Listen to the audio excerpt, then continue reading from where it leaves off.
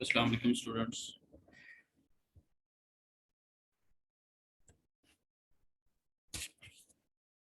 वालेकुम सलाम sir.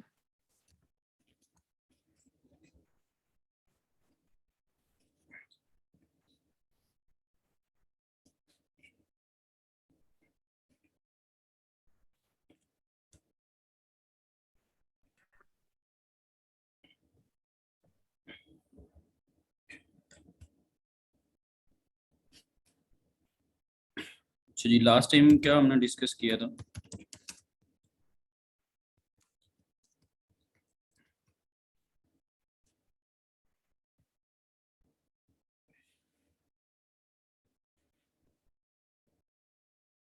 Last time हमने एसटीसी को डिस्कस किया था। ठीक है, स्टैंडर्ड टेस्ट कंडीशंस होती, एयर मास रेशो 1.5, ठीक है, और सोलर के जो रेडिएशन है 1 किलोवाट पर स्क्वायर मीटर, और टेम्परेचर 25 डिग्री के ऊपर मॉड्यूल्स जो है उनकी क्या परफॉर्मेंस है। डिफरेंट मैन्युफैक्चरर के जो मॉड्यूल्स हैं उनके हमारे पास VMPP, IMPP, फिल फैक्टर, ये सारी स्पेसिफिकेशन जो है ना वो शीट्स हमें दी होती है। फिर उसमें टेम्परेचर का इफेक्ट हमने देखा था, नॉमिनल ऑपरेटिंग सेल टेम्परेचर। तो टेम्परेचर के रिस्पेक्ट से क्या डिफरेंस आप लोगों को फील हुआ था कि जितनी ज़्यादा सनलाइट होगी उतना बेहतर है, या उसकी कुछ लिमिटेशंस भी हैं?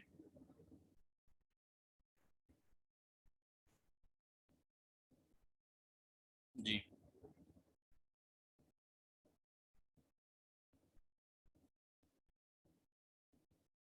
जितना सनलाइट आएगी, ठीक है, वो ज़्यादा बेटर है, या उसकी कुछ लिमिटेशंस भी हैं?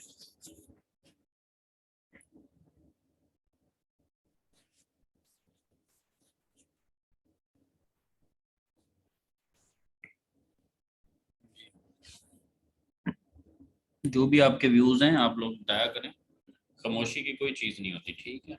अदरवाइज बड़ा आसान साल है, मीटिंग एंड की जाए, सबकी एब्सेंट लगाई जाए, मुश्किल तो चीज़ें हैं ही नहीं मार्केट में।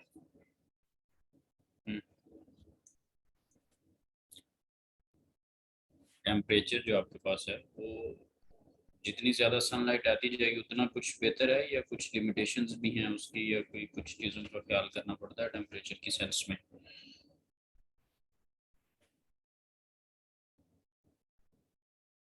सर लिमिटेशंस है उसकी। क्या लिमिटेशन है? वैसे ही कुछ, हाँ जी, 20 लोग अभी तक मीटिंग के अंदर हैं और 19 लोगों की कोई राय नहीं है, ठीक है। एक बंदा जो है वो बोल रहा है, वो कह रहा है कुछ लिमिटेशंस है, पता नहीं वो भी क्या है या क्या नहीं है, वो अल्लाह बेहतर जानता है। चलो ये बता दो, पिछले लेक्चर में पढ़ा क्या आप लोगों ने? टेम्परेचर के पॉइंट ऑफ व्यू से क्या स्टडी किया है प्रीवियस लेक्चर में?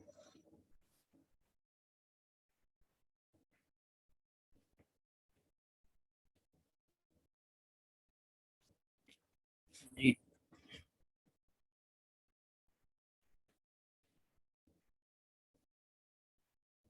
टेम्परेचर का क्या इफेक्ट है?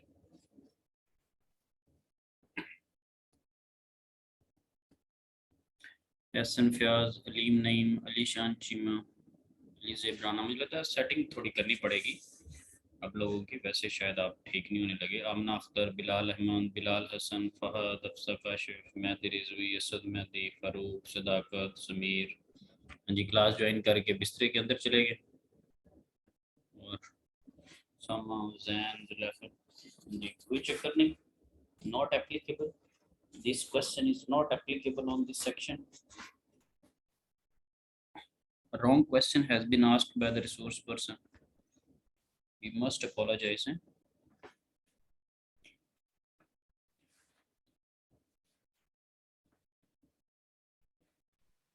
मैंने जी, लास्ट लेक्चर ऐसे अटेंड नहीं किया था। जिनके मैंने नाम बोले ना, मैं प्रेजेंट नहीं लगानी, मैं आपको पहले बता रहा हूँ, अगर बताएंगे नहीं कुछ तो ठीक है। ये जो पार्टिसिपेंट है 1 बाय 1 नहीं, अगर कोई बताएगा तो अटेंडेंस नहीं लगाने लगा आज मैं। हाँ जी। बताएं जी जरा क्या होता है तो टेम्परेचर लास्ट का टाइम इफेक्ट। तो लास्ट टाइम हमने स्टैंडर्ड टेम्परेचर के बारे में पढ़ा था। 25 डिग्री सेल्सियस पे टेम्परेचर पे वो उसके वोल्टेज जो है वो मैक्सिमम मिलता है और टेम्परेचर के ऊपर। और फिर हमने फिल फैक्ट्री के बारे में भी पढ़ा था। फिल फैक्ट्री क्या चीज़ होती है, उसके 70% ठीक है, पे आपके व्यूज आ गए जी। और कोई बताए?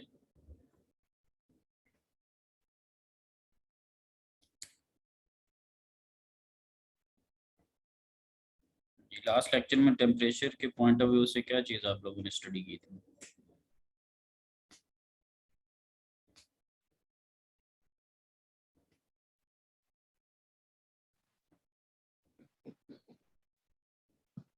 सर हमने वो क्या नाम है कर्व पड़ी थी, क्या नाम है टेम्परेचर, जब सनलाइट ज़्यादा होगा, सनलाइट हमें ज़्यादा मिलेगी तो टेम्परेचर भी हमें ज़्यादा हमारे पास होगा।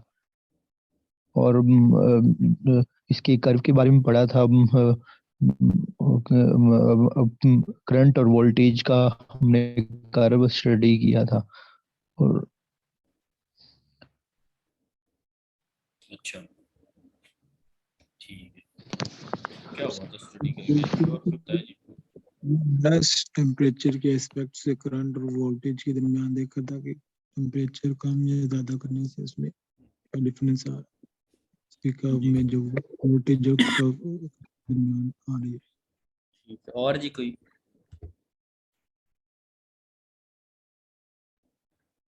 सर हमने इसमें देखा था कि करंट और वोल्टेज के ना करेक्टरिस्टिक्स पड़े थे टेम्परेचर के लिहाज से। इसमें एक ने हमने देखा था जब हमारे पास करंट जो है वो मतलब सेम थोड़ी सी चेंज होगी और वोल्टेज ज्यादा चेंज होंगे, और एक में हमारे पास करंट ज्यादा चेंज हो रही थी और वोल्टेज जो है वो एट द एंड एक ना मतलब थोड़े से करीब करीब आके तो वो वहां पे एंड हो रहा था उनका। हम्म।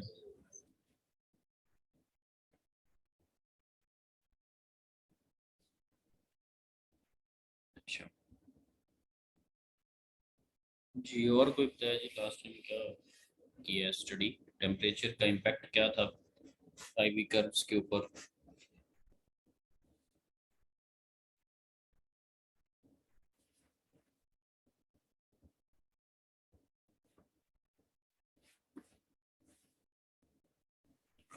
सर करंट और वोल्टेज का ही पड़ा था ग्राफ के लिहाज से कि जैसे जैसे टेम्परेचर इंक्रीज हो रहा है तो करंट जो है वो इंक्रीज हो रहा है और वोल्टेज जो है वो एक टाइम पे जाके फिक्स हो रहा है।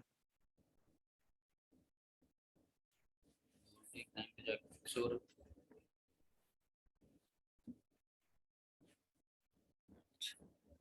दोबारा पढ़ने की जरूरत है खैर। और जी कोई बताए?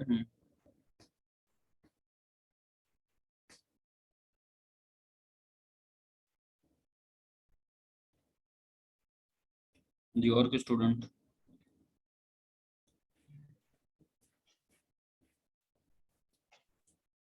दोबारा नाम बोलूं या पता है जिन्होंने मीटिंग ज्वाइन की हुई है? सर वो पीवी के करंट हमने पढ़ा था जिसमें करंट और वोल्टेज का हमने ग्राफ पढ़ा था कि ओपन सर्किट में जब हम में हमारे पास वो वोल्टेजेस हमारे पास डिक्रीज होते जाएंगे और जब क्या नाम है जितना जितनी ज़्यादा हमें हीट मिलेगी ओपन सर्किट होगा और उसमें वोल्टेजेस हमारे कम होने शुरू कर जाएंगे और शॉर्ट सर्किट में करंट हमारा इंक्रीज करेगा जब हम उसको क्या नाम है ज़रा वो आगे पीछे होगा तो मेरे ये ग्राफ हमने स्टडी किया था इसका और वो न्यूमेरिकल्स।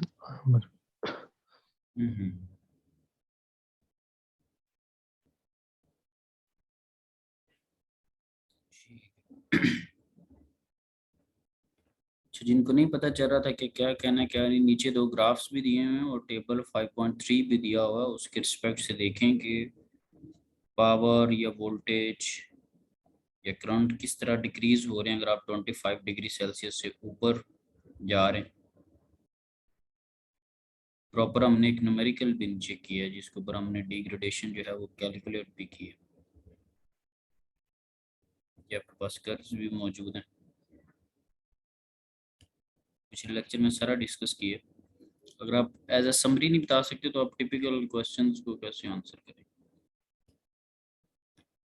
इसमें हमने लास्ट टाइम भी किया तो हुआ कि 25 से कितना फ़र्क है आपके टेम्परेचर का, उसका फिर हमने इफेक्ट भी निकाला था, जाके 37.8 के दैट इज 33.3।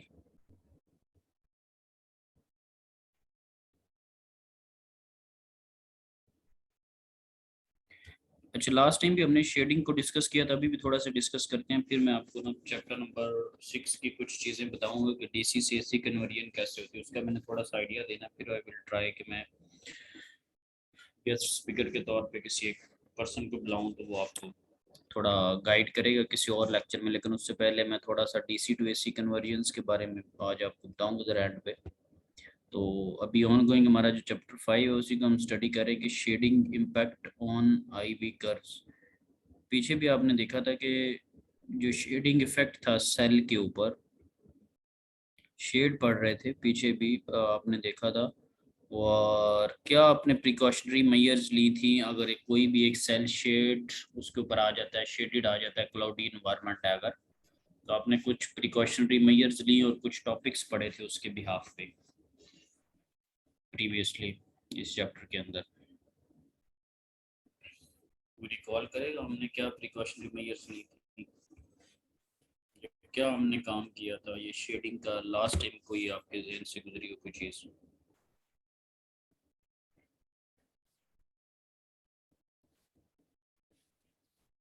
जी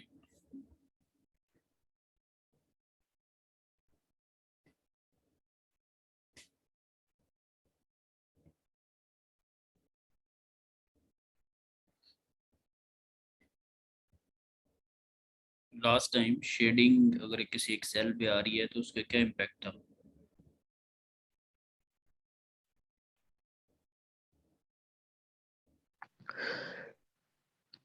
सर जब वो बादल वगैरह आ जाते हैं सूरज के आगे, यानी कि शेडिंग होना शुरू हो जाती है, तो हमारा जो मॉड्यूल होता है वो उसकी आउटपुट कम होना शुरू कर देती है। इसका ये इम्पैक्ट हो जाता है। और उसके जो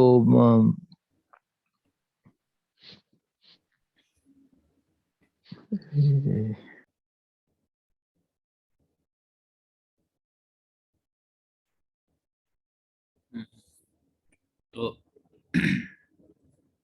आपके पास आपने लास्ट टाइम क्या स्टडी किया था कि इसका जो है ना वो क्विज अनकरीब आने वाला है, और जो आप लोगों की सूरत हाल है ना वो आप समझ लें, ठीक है? आप लोगों को कुछ आता जाता नहीं है, मैं आपको पहले बता दूं।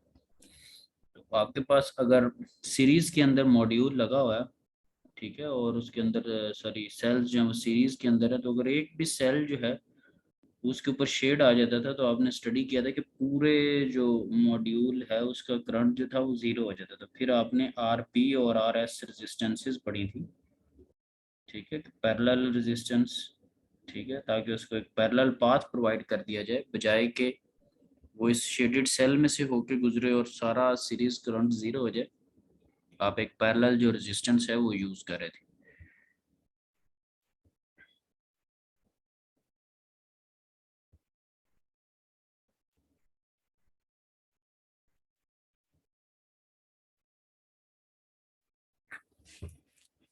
बाकी ये कि अब आपका वैसे होपफुली ये ख़त्म होने वाला, वहाँ पे फिजिकल आपका सेशन है, तो ये जो नॉन एथिकल वेज में आप लोगों ने ऑनलाइन लेक्चर्स लिए हैं we will discuss in the class, ठीक है, कि ये क्या सिनेरियो है। मैं बड़ा बखूबी वाक़िफ़ हूँ जिस तरह आपने चोर बाज़ारी ये 3-4 लेक्चर्स में बनाई रखी है, ठीक है, तो इसके ऊपर रियल जो कमेंट है वो क्लास के अंदर ही ऑब्वियसली करेंगे।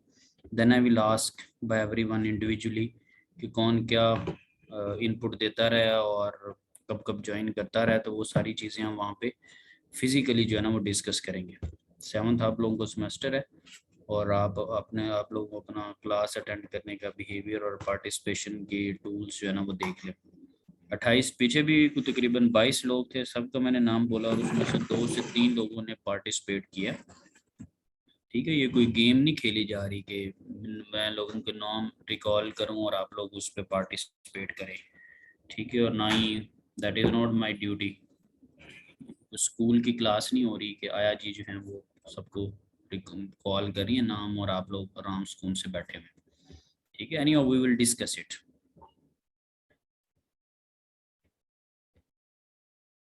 आपको पूरा पहला लेक्चर में इन्हीं चीज़ों के ऊपर स्पेंड करता हूँ, और जब आपको मौका मिला आपने अपना जो ओरिजिनल वे है उसको आपने खुल के दिखाया, जैसा जी ये हमारा जो है ना वो वे है टू अटेंड द क्लासेस। आधे घंटे बाद आ रहे हैं, 15-20 मिनट बाद आ रहे हैं, आके ज्वाइन की हुई है। कई लोग तो ऐसे 750 के ऊपर ज्वाइनिंग मार देते हैं, तो उसका मतलब क्या है कि पता नहीं बाद में आंख खुले या ना खुले। भी ज्वाइन कर दो, जब सर क्लास ऑन करेंगे तो खुद ही automatically we will be the part of that class, ठीक है। The host didn't start the meeting, उसको शो लग जाएगा whenever the host will start they will be part of the meeting. That's quite great, क्योंकि बाद में पता नहीं अब अलार्म बजता है नहीं बजता, स्नूज पे लगा है, क्या हुआ। Otherwise there is no need to join the class on 7:50। और obviously students are not that much keen to take the class के उस पे आ रहे, क्योंकि रियलिटी में जब वहाँ पे 7:50 होते थे तो तब तो वहाँ पे तो कोई नहीं होता था। खैर नहीं हो जी। शेडिंग इम्पैक्ट उसका ये था कि हमने आरपी और आरएस को देखा था। आरएस तो वैसे ही खैर सीरीज का कॉन्टैक्ट रेजिस्टेंस था, बेसिकली हमने आरपी को जो है वो यूज़ किया था, ये जो आरपी है, ठीक है। ताकि अगर कोई ये पूरी चीज़ जो है ये क्या बनी हुई है जिसको मैंने अभी सर्किल किया, व्हाट इज दिस,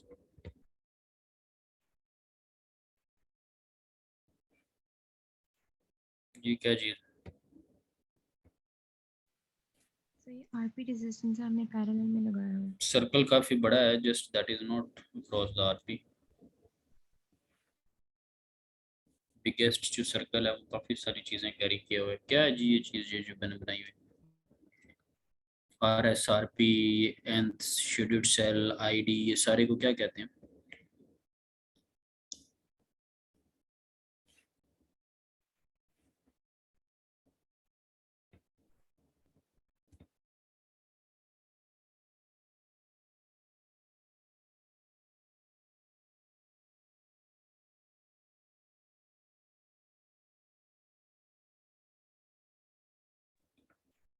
सर ये शीट सेल है दिखता है। सर, इसके ऊपर सनलाइट नहीं पड़ रही। ये सर पूरा सेल है सर, इसके ऊपर सनलाइट नहीं पड़ रही ना, बाकी के ऊपर सर पड़ रही है, इसके ऊपर नहीं पड़ रही शेडेड।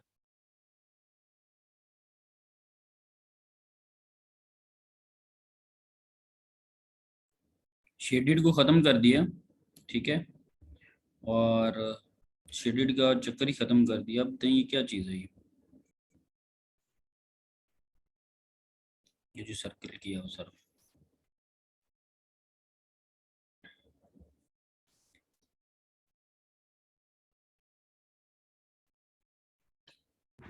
सर ये मॉड्यूल है विद एन सेल। सर ये हमारे पास मॉड्यूल है जिसमें हमारे पास एक शेडेड सेल कनेक्टेड है, एंड सेल कनेक्टेड है।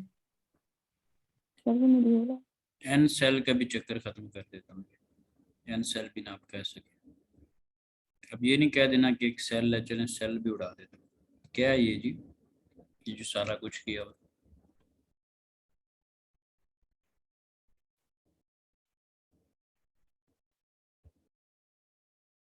सर्किट किस चीज़ का सर्किट,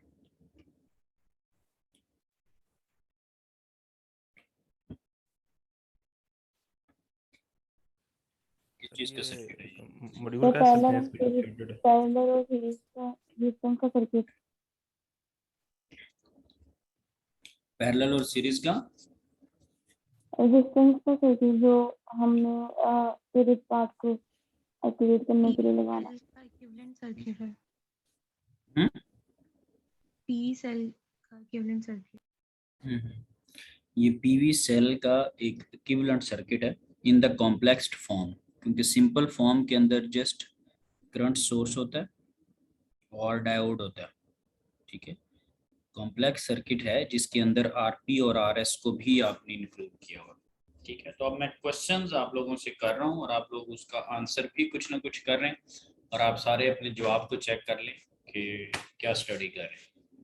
ठीक है, अनफॉर्चुनेटली ऑनलाइन में आ गया था और आई कैन ईजिली अंडरस्टैंड, बड़ा अल्हम्दुलिल्लाह अच्छा एक्सपीरियंस है, जो कोई बेवकूफ़ाना अमल में से नहीं गुजरा हुआ। आई कैन ईजिली डिटरमाइन के आप लोग क्या एफर्ट पुट करें।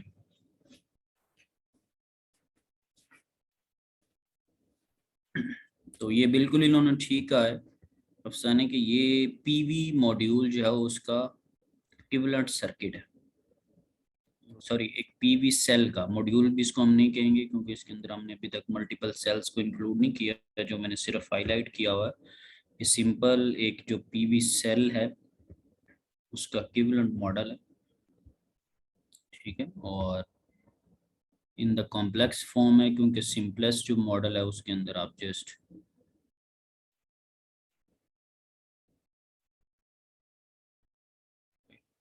यानी हाँ जी। अब आते हैं जी टॉपिक क्या है, ठीक है, क्योंकि प्रीवियस बैकग्राउंड ही नहीं है ना तो उसके ऊपर क्या किसी बंदे को क्या बताना है।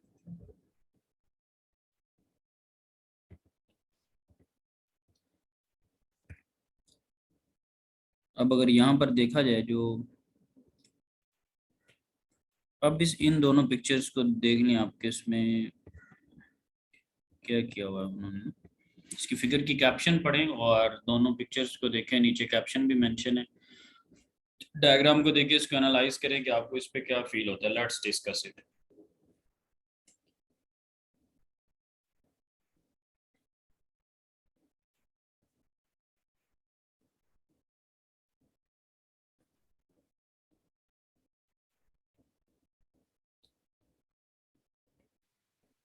सर फिगर ए जो है उसमें सेल्स हैं, उसमें सन का इफेक्ट है, जबकि फिगर बी उसमें शेडेड सेल्स हैं। जी, और कोई देखे इसको ऑब्जर्व करे क्या इसमें चीज है।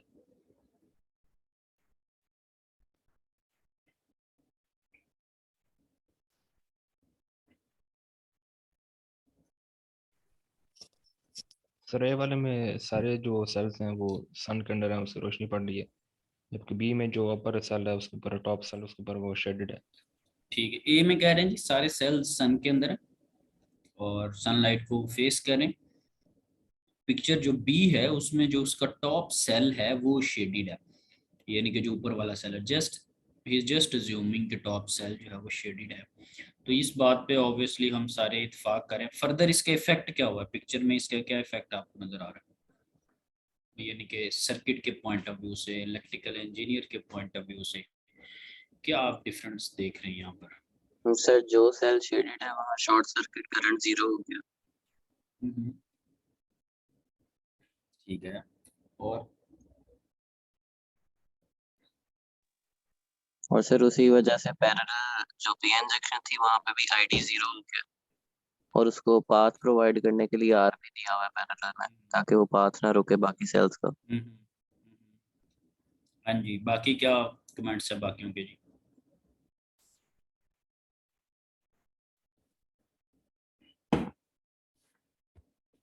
बाकियों का ये है कि सर जी तंग ना करें, नहीं करते तंग। आपके पास लेट से ये जी शेडेड सेल है, अभी आदिल जो कह रहा था कि उसका अब ये डायरेक्टली प्रोपोर्शनल होता है टू द सनलाइट, इसकी मेन सोर्स ही सनलाइट है, तो जब सनलाइट इसको नहीं मिली दैट इज अ शेडेड, इसका करंट 0 हो चुका है। और ये डायोड जो उसकी वजह से फॉरवर्ड बाइस हुआ करता था वो भी अब जो है वो उसको कोई करंट नहीं मिल रहा, कोई एनर्जी उसको नहीं मिल रही, क्योंकि बैकएंड पे जो सोर्स है जिसने उसको फॉरवर्ड बाइस करना था वही जो है वो 0 पर पड़ा हुआ। अब एक क्वेश्चन ये भी हो सकता है कि ये जो नीचे से करंट आ रहा है और ये जो आरपी के रास्ते से होता हुआ गुजर है, ये उसको जो आरपी और आरएस का टॉपिक पढ़ाया था उसको बताया था, ये था इसीलिए आरपी को इंक्लूड इसलिए किया हुआ ताकि एक पैरेलल पाथ हमें मिल जाए। अब ये करंट आप देख रहे हैं कि डायोड की तरफ नहीं जा रहा, क्योंकि डायोड जो है उस सेंस में जा रहा भी हो अगर तो उसको एटलीस्ट वो फॉरवर्ड बाइस नहीं कर सकता। क्यों? क्योंकि डायोड रिवर्स बाइस हो रहा है उसके साथ। ये जो चीज़ अगर आप देखें डायोड की ये वाली अगर आप चीज़ देखें तो ये इस तरफ नहीं जा सकता क्योंकि ये नेगेटिव है, ऊपर वाला पॉजिटिव है, ठीक है, और आपका ये जो नीचे मॉड्यूल है उसका पॉजिटिव उसके साथ अटैच है, यानी कि आपका नीचे से आने वाला करंट भी जो है वो भी डायोड को पाथ नहीं देगा, क्योंकि बॉटम साइड से जो चीज़ आ रही है उसके साथ डायोड ऑलरेडी रिवर्स बाइस हो रहा है। जिस चीज़ ने उसको फॉरवर्ड बाइस करना था वो ऑलरेडी जीरो के ऊपर लाई करी। ठीक है, तो ये एक पाथ बन रहा है। और जब सारे सेल्स जो हैं वो क्या उसको कहते हैं सनलाइट के अंदर हैं, तो फिर ये इसका कॉम्बिनेशन भी हो रहा है। कुछ ये करंट इसको दे रहा है, वो आपने देखा ही होगा कि जब आप आई की इक्वेशन लिखते हैं तो उसमें आप आई एस सी जो लिखते हैं that is equal to I D minus वो आई जो कुछ आर पी से गुजर रहा है आर एस, सारों को आप इंक्लूड करते हैं। ठीक है, तो फिर एक कॉमुलेटिव आपके पास आई बन जाता है। अब इससे ऐसे फील हो रहा है, इससे ऐसी फीलिंग्स आ रही है, अभी नीचे भी जाके हम देखेंगे कि एक रीजनेबल अमाउंट का जब करंट जो है वो जब एक रेजिस्टेंस में से वाया दैट पर्टिकुलर रेजिस्टेंस जब पास करेगा, क्या एक सिग्निफिकेंट वोल्टेज ड्रॉप आएगा इसके across.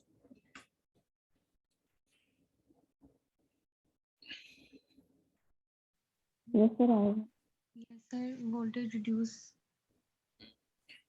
As a bad effect, as a negative impact, कि ये अब हमने पाथ तो ले लिया लेकिन इसमें से जब करंट गुजरेगा, फॉर एग्जांपल 5 एम्पेयर गुजर रहा है, 6 एम्पेयर गुजर रहा है, 3 एम्पेयर गुजर रहा है, कोई भी, इट डिपेंड्स कि नीचे वाले सेल्स n-1 जो सेल्स हैं वो किस तरह से लगे हुए। n- सेल्स का मतलब यही है कि सिर्फ एक सेल शेडेड है, उसको आपने बीच में से माइनस किया, तो यहाँ पे एक रीजनेबल वोल्टेज ड्रॉप आएगा जो कि अनवांटेड वोल्टेज ड्रॉप है। तो उसको यहाँ पर in the form of equation अगर डिस्कस हम करें, क्योंकि इस केस में जिसमें एक है उसमें फिर रीशेडेड को डिस्कस किया हुआ है, और जिसमें सारे सेल सीरीज में उसके लिए वी का जो है वो अल्फ़ाबेट यूज़ किया हुआ है उसको रिप्रेजेंट करने के लिए, ताकि आपको फीलिंग्स भी आती रहें।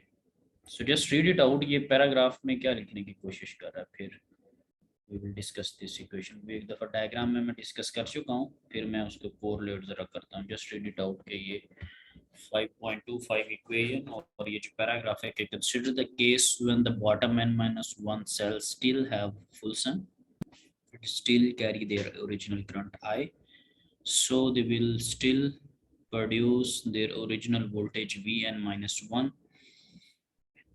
That means the output voltage VSH with one cell shaded will drop to, जो आपके आउटपुट वोल्टेज है वो ड्रॉप होगी due to the shaded cell, और किस हद तक ड्रॉप होगी उसमें सारे का सारा इम्पैक्ट किसका है, जो आरपी और आरएस के क्रॉस आपको ड्रॉपेज मिलना है।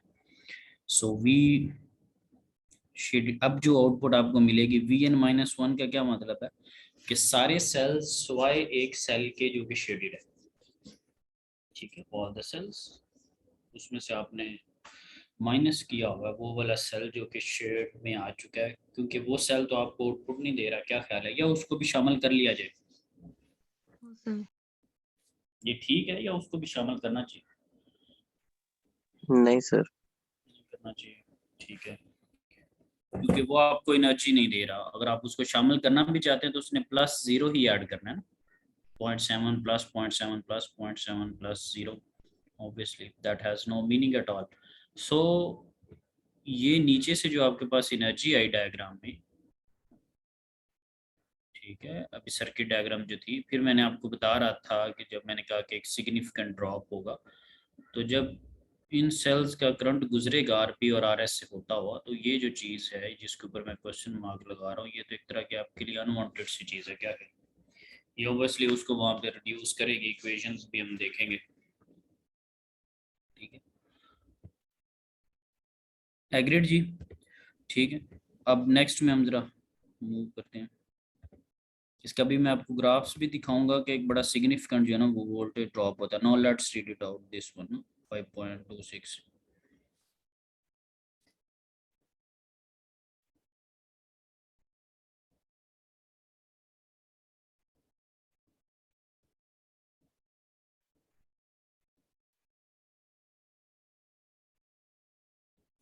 ये उसने क्या किया हुआ कि जब अब आपके पास अब वो शेडेड सेल वाला केस नहीं है, अब फिगर ए वाला केस है। यानी कि बी को ऑलरेडी डिस्कस किया तो ए के केस को डिस्कस कर रहा है कि अगर सारे के सारे जो सेल्स हैं वो सनलाइट के अंदर हों, ये वाला जो केस है, ठीक है, तो उसको वो कर रहा that is n-1 divided by n into v, let's say if that is 72 over cells हैं, ठीक है, तो इसको कर रहा है। अब इसका वैसे भी एक हमें सिनेरियो से क्लियर हो रहा है कि यहाँ पर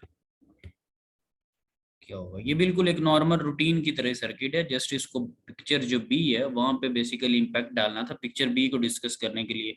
फिगर ए भी जो डिस्कस की जा रही, figure A that is a normal scenario, वही चीज़ है जो कि इस पे हमने एक last time I think so के न्यूमेरिकल भी किया था, 72 सेल्स वाला था शायद, जिसमें हमने सीरीज के अंदर सेल्स लगा के और पूरा कंप्लीट एक Yes, sir. न्यूमेरिकल सॉल्व किया था।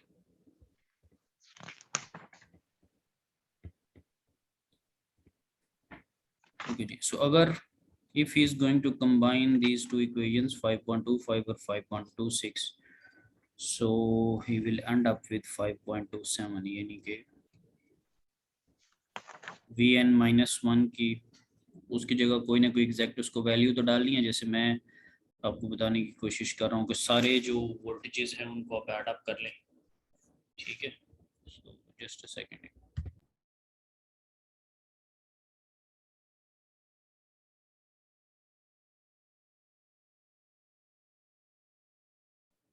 ओके जी, आपके पास क्या है कि Vn-1 ही हमें वैसे ही पता है। अच्छा, ये जो सारी चीज़ें हैं ये just for the sake of calculations होती हैं, लेकिन मैं आपको इन अ क्विक वे साथ में चीज़ें बताता रहता हूँ। जैसे 72 मैंने कहा, उसमें एक सेल मैंने शेडेड पे डाल दी। अब 71 सेल्स हैं, उन सारों के मैं जो वोल्टेजेस हैं उनको ऐड अप कर लूँगा। यानी कि other than the bookish thing, मुझे चीज़ों का पता है कि किस तरह से चल रही हैं, तो फिर वो बुकिश जो मटीरियल है उसको कोरिलेट करना ज़रा ईजी हो जाता है।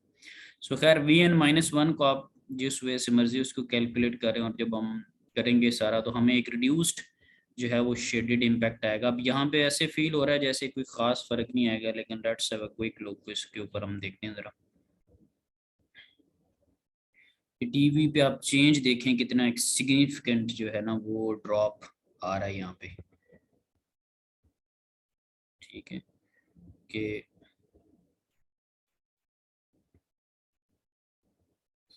IV जो है फुल सन के ऊपर एज अ रूटीन मैटर, और IV on a shaded cell, ठीक है। तो ये DV का मतलब ये कि पहले जो वोल्टेज था, पहले क्या वोल्टेज था ये वाला, पहले वाले के ऊपर मैंने टिक मार्क लगाया और अब वाले के ऊपर मैं क्वेश्चन मार्क लगा रहा हूँ, ठीक है। तो ये अब ये मेजरली किसकी वजह से हो रहा है, जो आपके पास IRP में से गुजर है वो ड्रॉप जो दे के जा रहा है। कुछ और ग्राफ्स देखते हैं जिसमें कि 2 सेल्स शेडेड हों या कुछ और। ये अब यहाँ पे देखें जरा, फुल सन के ऊपर 65 वॉट, और 1 सेल शेडेड 50%, 1 सेल शेडेड 100%, और 2 सेल शेडेड। अब इसको तो हमें क्लियर कर, जस्ट इमेजिन के चीज, इट फील्स लाइक के मतलब आप 0 के ऊपर खड़े हैं, क्या ख्याल। अगर मैं 2 सेल्स शेडेड 100% को देखूं तो दैट इज 7 वॉट, तो ये तो बिल्कुल लगाने का कोई पर्पज ही नजर नहीं आ रहा। यानी कि कहाँ पे आपको 65 वॉट मिल रहा है, कहाँ पे आपको 7 वॉट। जब आप किलो वॉट्स में आएंगे तो ये डिफरेंस ऑब्वियसली उसके अंदर और बढ़ता जाएगा। ये ऑलमोस्ट तकरीबन कोई 9 टाइम्स रिड्यूस्ड हो गया, आपको मिल गया। Yes, sir. अच्छा, कुछ और चीजें जरा देखने की कोशिश करते हैं।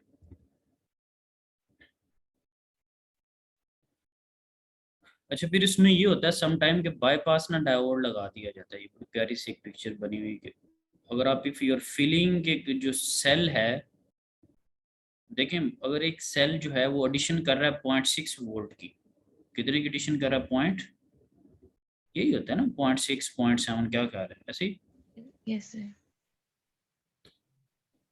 वो इतनी एडिशन कर रहा है। और अब हमें वो लॉस में अगर पड़ रहा है तो वो तो हमें 100 टाइम्स 200 टाइम्स 300 टाइम्स लॉसेस दे रहा है, तो इट्स बेटर ना कि हम उसको वैसे ही वहां से अनप्लग कर दें, यानी कि वहां ऊपर छत पे जाके तो नहीं उतार सकते। सर्किट इस तरह का कुछ हो कि वो बीच में रोल ही ना प्ले कर रहा हो, समझे, बीच में रोल ही प्ले ना कर रहा हो। तो उसके लिए सम टाइम हम बाईपास डायोड्स भी लगाते हैं कि अगर कोई मॉड्यूल वर्किंग ही नहीं कर रहा, ठीक है, तो उसको बाईपास डायोड हम लगा देते हैं ताकि उसमें से पास ऑन ही ना करे।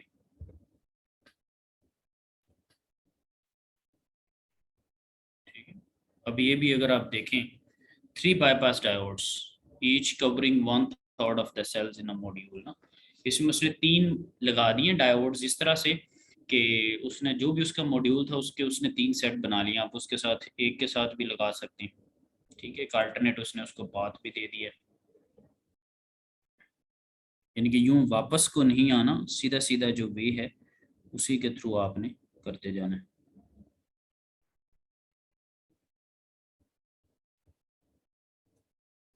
अब ये देखें जरा पिक्चर के, आपने डायोड लगा के उसको बाईपास ही कर दिया, one cell shaded 3 bypass diodes और 1 cell shaded no bypass diode, और ये 65 का, तो हमें कितना बेटर इम्पैक्ट मिला, 43 वाट पे हम आ गए। अदरवाइज हम कितने वाट पे खड़े थे, 15 वाट पे। ठीक है,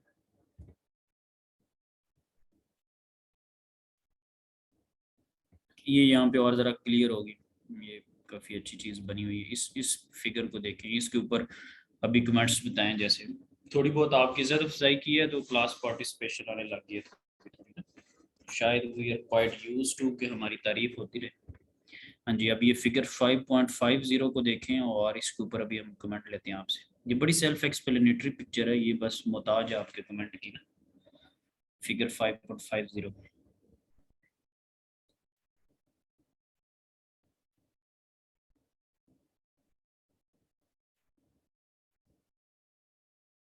जी। सर वो एक साथ में अगर हम डायोड लगाए तो इसके जरिए से हमारे पास वो उसकी वैल्यूज आ रही हैं, और अगर वो ना होती तो फिर वो कोई वैल्यू हमारे पास नहीं आती। ग्राफ ये शो कर नहीं, ग्राफ शो करता आपके आपके यानी कि कमेंट के ऊपर मैं एक छोटा सा कमेंट कर रहा हूँ, वो अगर ना होता तो ये कुछ होता, ये जिसको मैंने टिक रहा मार्क है। किया, ऐसा ये ही 2 टिक्स, ठीक है, तो लिहाजा आपका कमेंट पार्शली ठीक है। हाँ जी, और कोई जी इस पे कमेंट दे जरा, फिर मेरा मेरा इस पे कुछ और क्वेश्चन है इस पे जरा। हाँ जी, तो कमेंट दे दें क्विकली, मैं कोई और क्वेश्चन करूँगा।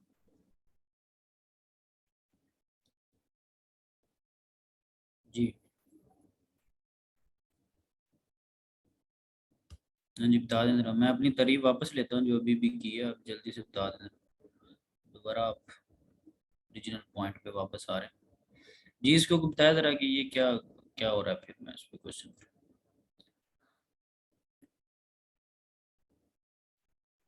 नॉट इंटरेस्टेड,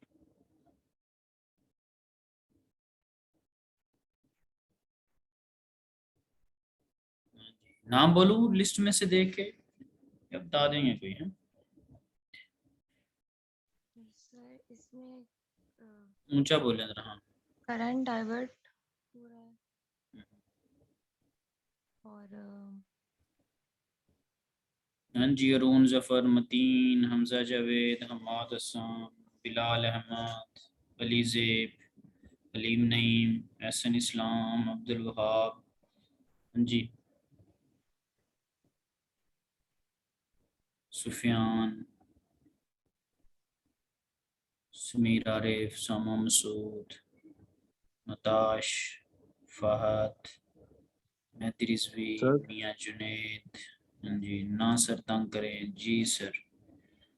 जी सर ये बेसिकली डायोड लगाने से हमारे पास थोड़े से यानी कि कम हो गया। अगर यानी कि सर डायोड ना होता तो सर ये डायरेक्ट ही ये 40 के पास पास जाके खत्म हो जाता, बट ये 60 पे चला गया डायोड लगाने की वजह से।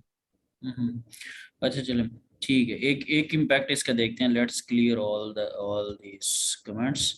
जी, बड़ा आसान सा हम काम देखते हैं कि आपके पास अभी एट द मोमेंट क्या कर रहा है कि 3.6 एम्पेयर उसको मिल रहा है, ठीक है, और it feels like these are in the series. Why I am saying it feels like 3.6 यही है और 3.6 ही उसको वैसे मिल रहा है, और वैसे भी ये सारे सीरीज में एक स्ट्रिंग के अंदर कनेक्टेड है। और इसने आपको करंट दिया, फिर नेक्स्ट इसमें आ गया, दोनों के ऊपर मैंने टिक मार्क्स लगा दिए, दैट इज द पाथ। फिर अब ये पाथ यहाँ से होता हुआ अब यहाँ पे चला गया और ये 3.6 आपको मिल रहा है, ठीक है। 18 वॉट सॉरी 18 वोल्ट इसके थे और 18 वोल्ट इसके, तो टोटल मिलके कितने हो गए 36 वोल्ट। इसके ऊपर मैंने 2 टिक्स मार्क्स लगा दी क्योंकि 1 एंड 2 इन दोनों के voltages now these at the 36। यहाँ पे इंक्रीज इस वजह से नहीं हुआ, शेडेड था तो उसके ऊपर मैंने 0 लिख दिया। तो again you will end up with 36 plus 0, वो 36 ही आपको मिल रहा है। अब ये क्लियर हो गया, 36 है 3.6 है, रास्ते क्या थे, क्लियर कर दूं इसको? जी सर। Yes sir. अब इसके एक और वे में बताता हूँ। ये यहाँ पे ऑफ लिखा हुआ है, यहाँ पर भी ऑफ लिखा हुआ है, ये इधर को नहीं आ सकता, ये इस तरफ नहीं आ रहा, समझ रहे? क्योंकि डायोड क्या हो रहा है, रिवर्स बाइस। क्या हो रहा है दोस्तों? रिवर्स बस। रिवर्स बाइस, ठीक है। यानी कि जब वो खुद से सोर्स बनता है ना, ठीक है, जब वो खुद से सोर्स बनता है तो it feels like a positive negative, ठीक है, ठीक है। लेकिन जब वो खुद सोर्स नहीं होता तो इस पॉजिटिव और इस नेगेटिव इसकी अपनी कोई अहमियत नहीं है, क्योंकि ये तो कुछ दे ही नहीं रहा, समझ रहे? फिर किसकी अहमियत है? इसके अपने माइनस की अहमियत नहीं है, इसके अपने पॉजिटिव की अहमियत नहीं है, ये जो नीचे से चीज़ आ रही है उसके पॉजिटिव की अहमियत है, क्योंकि वो बड़ी पोलैरिटी के ऊपर ऑन अ बिगर पोर्शन मौजूद है, is going to this way, that is a positive, ठीक है। So that is conducting, that is forward bias, ठीक है। तो ये that was the another analysis, क्योंकि साफ ज़ाहिर है ना, पिक्चर वाले ने ये एरो बना दिया है, so why that is not going in a reverse way. Now it's clear, ठीक है, जो कि हिडन इम्पैक्ट है उसका। फाइन जी, ओके। Yes sir. ओके, सो यहाँ पर अगर वो देखें, सो वो कह रहा है कि फुल सन लेट से अगर 195 वॉट उसको दे रहा है, सो विद डायोड, ये देखिए विद डायोड 130 वॉट, कैसे 3.6 एम्पेयर और 36 वोल्ट। अब आपको इसमें भी तो कोई परेशानी नहीं कि why is saying 36 volt, why he is mentioning 3.6 ampere. Obviously एक कुछ ना कुछ तो डेटा आपको दिया जाएगा ना, कि एक मॉड्यूल है उसके इतने सेल्स हैं और वो सीरीज में हैं, एक सेल का ये वोल्टेज है वो वोल्टेज है, ये पिछला जो हमने न्यूमेरिकल किया। सो जब हमारे पास मॉड्यूल का डेटा होगा तो हम निकाल सकते, क्योंकि इन दोनों के ऊपर मैंने कमेंट किया है 36 कैसे बना और 3.6 कैसे रहा है, इन दोनों के ऊपर कमेंट किया। By multiplying it we will end up with 130 watt, no issue at all. Now और ये 195 कैसे बन रहा है जी? क्या आप प्रेडिक्ट कर सकते हैं कि numerically are you able to find out answer of 195 watt? Sir वो अगर हमारे पास शेडेड सेल नहीं होता उस केस में जी, कैसे बन जाएगा फिर 195? सर वो हमारे पास जो हमारे पास वोल्टेज है वो आगे ऐड हो जाएगी ना, तो वो voltage increase. That will end up with 18 plus 18 कितना बन जाएगा जी?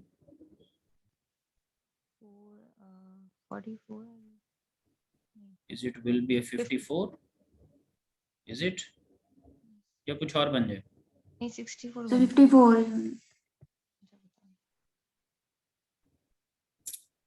ठीक है जी, okay. If that is the 54 volts, right, किस केस के लिए? इस केस के लिए। और करंट कितना है जी? सीरीज में है तो that will remain same, just multiplied कितना बनता है जी? 54।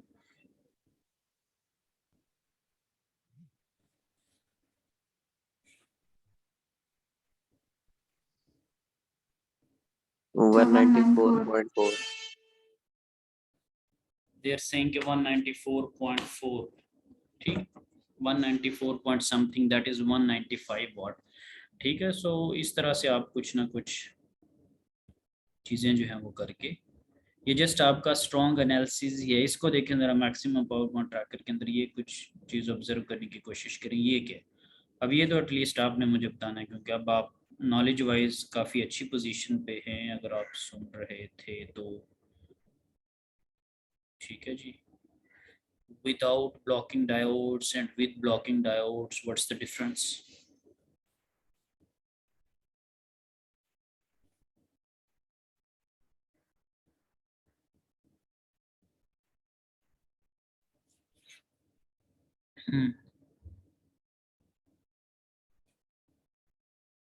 जी मैं कुछ लिखने की कोशिश कर रहा हूँ। ब्लॉकिंग डायोड आपने नहीं लगाए हुए और वो सेल जो है वो शेडेड में है, तो ये डेसिपेट कर रहे होंगे, ठीक है। ये क्या करना शुरू कर देगी, ये वाली स्ट्रिंग डेसिपेट करना शुरू कर देगी, ठीक है।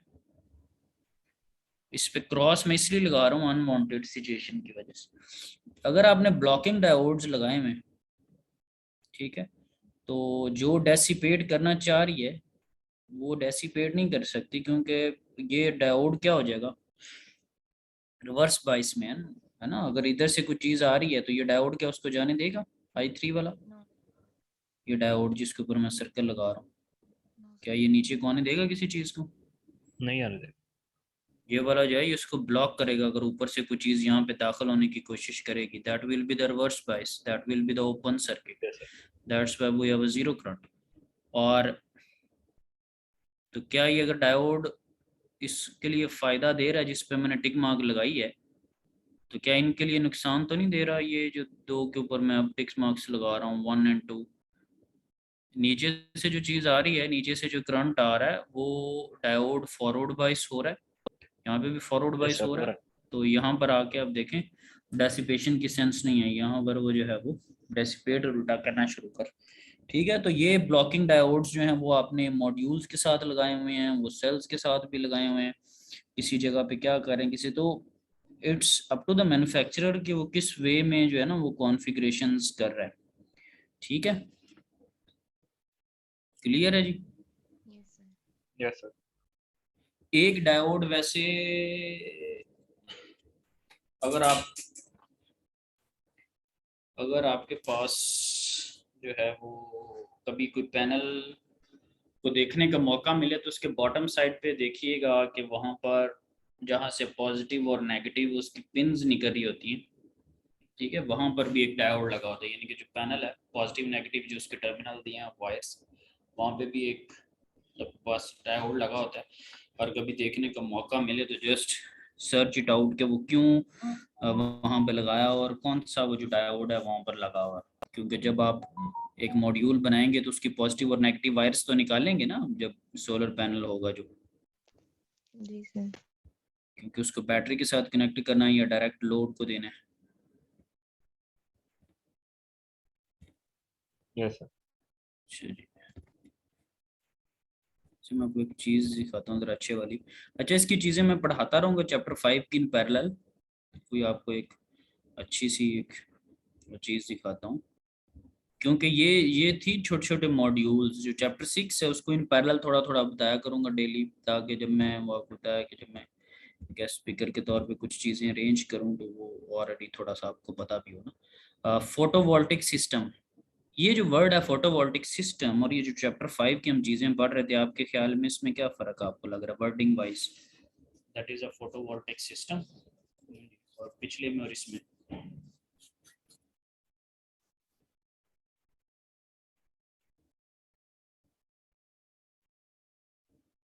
चलें आप परेशान ना, मैं बताता हूँ, वक्त ही ज़ाया होना है ना। अच्छा, सो प्रीवियस जो चैप्टर नंबर 5 था दैट वाज, उसके अंदर आप क्या कर रहे थे, आप IV कर्व्स की कैरेक्टरिस्टिक्स को स्टडी कर रहे थे कि करंट और वोल्टेज पे क्या फ़र्क पड़ रहा है, ये हो रहा है वो हो रहा है, ऐसे था।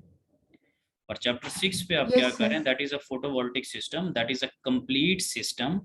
और why I am saying that is a complete system, इसके अंदर आपके पास क्या होगा, इसके अंदर आपके पास PV मॉड्यूल होगा आगे आपने जो है वो आपका लोड कनेक्टेड होगा, बीच में माइट भी आपने डीसी टू एसी कन्वर्जन्स के लिए इन्वर्टर लगाया हो, उसकी स्टोरेज के लिए आपने बैटरीज लगाई हो, ठीक है। नेट मीटरिंग आपने की हो, वापडा के साथ आप कनेक्टेड हो, ग्रिड कनेक्टिविटी हो, कुछ आपने प्रिकॉशनरी मेजर्स लेने के लिए फ्यूजेस वगैरह लगाए हो, कोई ब्रेकर्स लगाए हो। सो that is a complete package, एक पूरे एक सिस्टम है, समझ रहे हैं।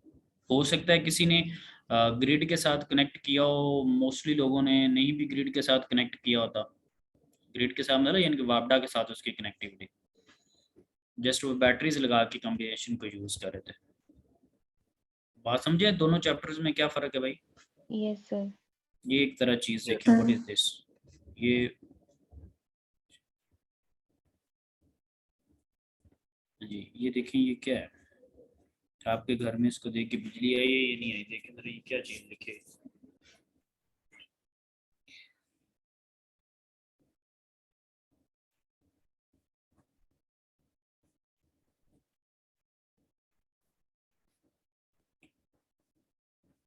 कुछ मैं आपको चीजें बता दूंगा, आपको इसके देख के क्या लगता है, जो कुछ समझ में आती है वो मुझे बता दे, फिर जो रह जाएंगी चीजें उसके ऊपर मैं कमेंट करूंगा जी। सर ये कैप्शन भी पूरा पढ़ लें सबसे पहले जी। सिस्टम बताया हुआ है जिससे हमें, ऊपर तो हमने सिर्फ छोटे मीडियम में पढ़ा था ना, ये पूरा हमें सिस्टम दिखा रहे हैं। जी और जी नेट बताएं। मीटरिंग है जिस तरह नेट मीटरिंग में कि अगर हमारे पास इजाफी पावर है तो हम उसको उधर सेल कर सकते हैं वापडा को, बाकी जो यूज वाली यूज कर सकते हैं। अच्छा इसमें ये क्या चीजें हैं जी, ये तो आपके दोस्त हैं, ये क्या चीज को मैंने सर्कल किया है? ये सोलर है, सोलर पैनल है, जी ये रूफ पे लगा हुआ। अच्छी बात है जी। अच्छा अगर इसको देखें सोलर पैनल भी ठीक है, ये 2 पीवी मॉड्यूल्स हैं, मैं कह सकता हूँ yes sir. Yes sir. Yes sir. 2 PV modules, तो कितना ये प्यारा लफ्ज हो गया है। Yes sir. ये पता नहीं उसका क्या दिल था, लेकिन मेरा दिल ये कर रहा है कि ये कुछ ऐसे है। सही है। यस अच्छा सर। सोलर की आउटपुट क्या होती है जी? Sir DC DC sir. DC, अल्लाह को भला करे। फिर एक लिखा हुआ पीसीयू, पावर कंडीशनिंग यूनिट, इसको भी डिस्कस में करता हूँ। यहाँ पर आ गया एसी, तो ये आपको क्या लगता है, ये डीसी टू एसी कन्वर्जन फिलहाल आपको नजर आ रही होगी क्या? खैर यस सर। Yes sir. तो इसका क्वेश्चन मार्क लगा दिया कि इसके अंदर क्या चीज हो सकती है। एक तो चीज ये ज़हन में आ रही है ऑन अ रैपिड रिस्पांस के इसके अंदर इन्वर्टर होगा। यस ठीक है। सर। अच्छा जो वर्ड होता है ना वो कन्वर्टर वर्ड नहीं होता, जो नॉन टेक्निकल लोग होते हैं वो इसको लफ्ज बोलते हैं कन्वर्टर, यानी कि बदलने वाला डीसी टू एसी। वो अपनी तरफ से ठीक है क्योंकि उन्होंने उस चीज को डीपली स्टडी नहीं किया, ठीक है, और वो कहेंगे कि डीसी को एसी में बदल दिया, सो that is a conversion, that is a converter. लेकिन इलेक्ट्रिकल में इस चीज को हम कहते हैं इन्वर्टर। डीसी टू एसी को क्या कहते हैं? इन्वर्टर।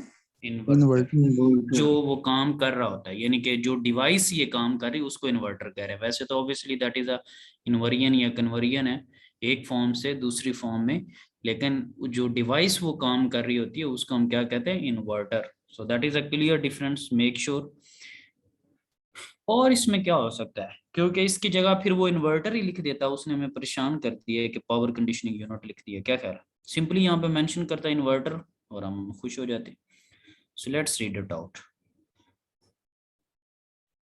अब पावर, ऊपर मैं टेक्स्ट को हाईलाइट करूं, power conditioning unit PCU, the PCU includes a maximum power point tracker MPPT. अगर आपने लगाया हुआ तो इट विल इंक्लूड, इसको वो पूरे को एक चीज अब शामिल कर रहा है कि इसमें अगर एमपीपीटी लगाया हुआ that will be part of it, ठीक है। टू कीप एमपीपीटी अब करता क्या करता है जी? पिछले चैप्टर में पढ़ के आ रहे हैं,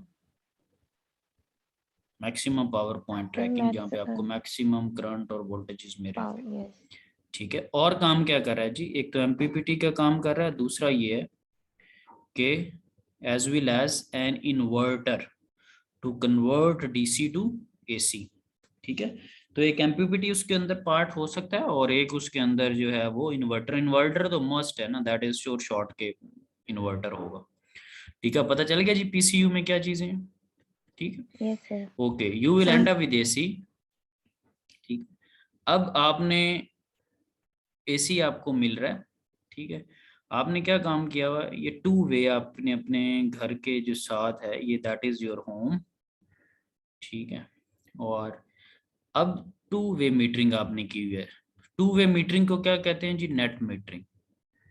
नेट मीटरिंग का दूसरा लफ्ज क्या है, two way metering. Two way metering का मतलब ऑब्वियसली क्या है कि आप ग्रिड के साथ कनेक्टेड हैं। आपके घर वाला जो मीटर होता है ये कौन सा है, is it for the net metering, ये टू वे मीटर है जो आप घर में इस्तेमाल करें, रूटीन वाइज ट्रेडिशनल जो मीटर्स हैं। हाँ जी, नहीं सर, ये single phase. Single way no sir. Sir. Single में है, ठीक है, आप सिर्फ वापडा से ले रहे हैं, आप वापडा से जस्ट इलेक्ट्रिसिटी ले रहे हैं, आप वापडा को इलेक्ट्रिसिटी बेच नहीं रहे, you are just buying using it, right. So यहाँ पर क्या होगा कि आप टू वे मीटर में डायल दो तरफा घूमता है, इनवर्ड और आउटवर्ड की कैलकुलेशन सेपरेट होती है, समझ लगी बात की। होगा क्या कि जो आपकी यूजेज है आप उसको इस्तेमाल करें, यूज इट, इसके लिए मैं वर्ड लिख देता हूँ कि यूज इट, और एक्स्ट्रा जो है उसको आप वापडा को सेल करें, एक्स्ट्रा को आप क्या करें, सेल करें। और सेल के आगे क्या लिखा हुआ है जी, किलोवाट आवर। हम वापडा से ले भी रहे हैं इन केस। हाँ जी, कर लेते हैं, इन केस पे भी आ जाते हैं। बिलाल अहमद आए हैं, उन्होंने पार्टिसिपेशन किया, बड़ी हमें खुशी हुई है, हमारे साथ उन्होंने ज्वाइन किए हैं। रेडियो जैसे ही शो खत्म होने वाला बिलाल आया। सो बिलाल बहुत शुक्रिया।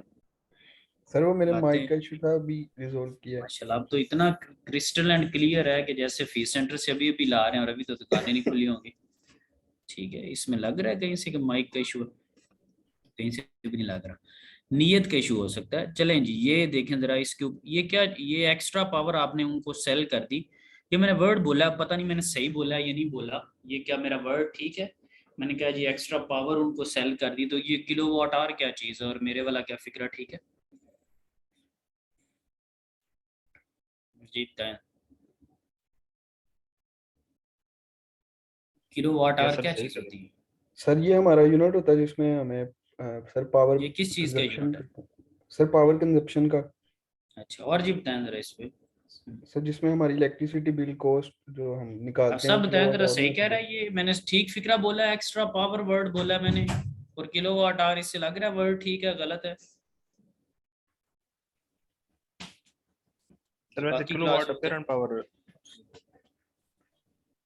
नहीं नहीं, पीरियड बिल्कुल भी नहीं होती, what is real power, actual power का यूनिट है, यस सर, ठीक है। रियल। हाँ जी, आपका इम्तहान है भाई, आपके नंबर पे ग्रेड आने लगा आपको। सर ये हमारे पास जो कंजप्शन होती है वो हम किलोवाट आवर में उसको देखते हैं ना। क्या होता है वो किलोवाट आवर, किस सर जब ये हमारे जो बिल कैलकुलेशन में भी हम देखते हैं कि ये चीज़ मसलन कितने किलोवाट आवर से मसलन इसने अच्छा पावर जी, कंज्यूम की है। अच्छा ठीक है, ठीक है, चले जी अब इसका आंसर सुने। ठीक है, मैंने गलत एक स्टेटमेंट यूज की है, वैसे वो ठीक लग रही है। This is not a power, this is energy. Kilowatt hours का क्या मतलब है, power by time. What is a power दोस्तों, व्हाट इज अ पावर और द टाइम। किलोवाट कितनी पावर कितने वक्त के लिए इस्तेमाल की है, या कितनी पावर कितने वक्त के लिए वापडा से बाय की है।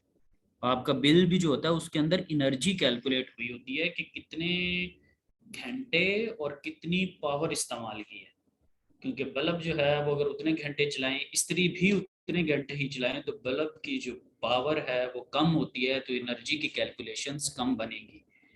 इस्त्री जो आप कर रहे हैं उसकी पावर ज़्यादा और उसकी कैलकुलेशन भी एनर्जी की ज़्यादा बनेगी। टाइम का फैक्टर बड़ा इंपॉर्टेंट है, अगर आप 30 महीने कोई चीज़ चलाते ही नहीं है तो आपकी एनर्जी ज़ीरो है, और अगर आप 30 दिन लगातार बेधड़क होकर चलाते रहते हो तो फिर बेहतरीन किस्म का बिल आएगा। तो एक्स्ट्रा एनर्जी आपने खैर सेल कर दी और फिर आपने जो है वो बाय कर ली। अच्छा, इस तरह की छोटी छोटी चीजें ही होती हैं ऑब्वियसली। जब आप इंटरव्यू देने जा रहे हैं, कोई काम करने जा रहे हैं, वहाँ आपसे न्यूमेरिकल नहीं सॉल्व करवाते, समझ लगी ना बात की। जिसको आप कह रहे होते हैं कि 7 नंबर का न्यूमेरिकल आएगा, वो पेज लेके नहीं बैठा हुआ कि उसने क्विज बनाया हुआ कि रिन्यूएबल एनर्जी ClO3 आ जाए जरा, वो इस छोटी छोटी चीज़ों से गैस करते हैं।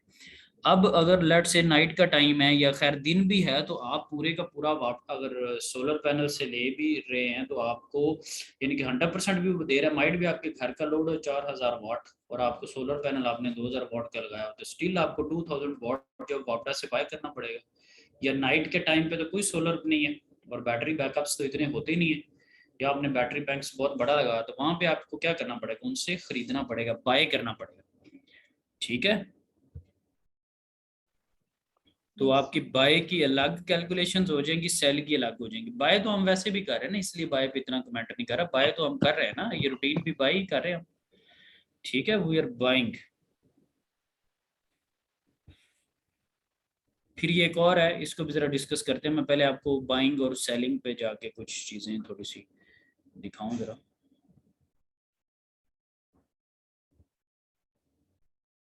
ये अगर आप देखें हाउस होल्ड का एक, तो ये peak partial peak, peak off peak, आपको पता है इनके रेट अलग अलग होते हैं। जिनका 3 फेज घर के अंदर मीटर लगे उनको पता होगा, peak hours off peak hours, rate उनके डिफरेंट है। ठीक है, ये देखें डॉलर पर किलोवाट आवर, ये जो बिलाल बताने की कोशिश कर रहा था वो चीज़ सही कह रहा था, लेकिन वैसे बिलाल ने कोई लिफ्ट नहीं करवाई 2-3-4 दिनों में, तो थोड़ी सी मैंने उसकी तारीफ की है ताकि बिलाल को भी खुश किया जाए। ठीक है, तो खैर किलोवाट आवर्स के अंदर रेट है उसका डिफरेंट है। पीवी डिलीवर्स ये आपको कितना डिलीवर करिए किलोवाट आवर्स पर मंथ। ठीक है, और हाउस होल्ड डिमांड कितनी है, 300, 400, 300, और नेट यूटिलिटी यूजेज जो है किलोवाट। अब इसमें देखें कि पीवी आपको दे रहा है 400, आपकी ज़रूरत है 300। ठीक है, आपने 100 बेच दिया। ठीक है, और ये 500 पीवी डिलीवर कर रहा है 400, फिर आपने 100 जो उसको सेल कर दिया।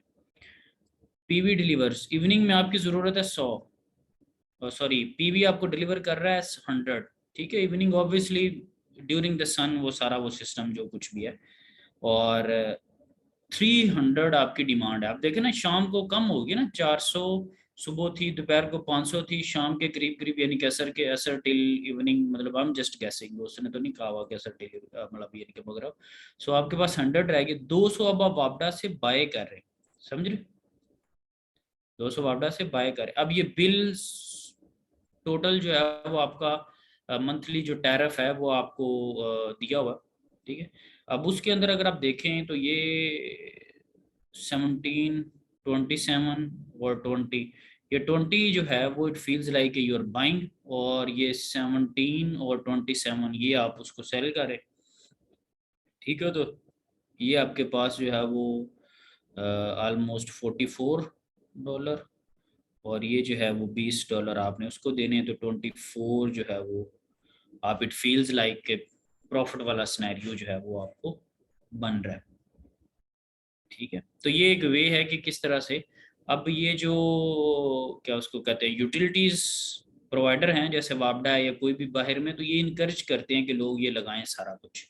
ठीक है, ताकि उनके ऊपर लोड कम से कम पड़े और जो लोड शेडिंग वगैरह होती है, पावर कट्स, वो ख़त्म हो जाए।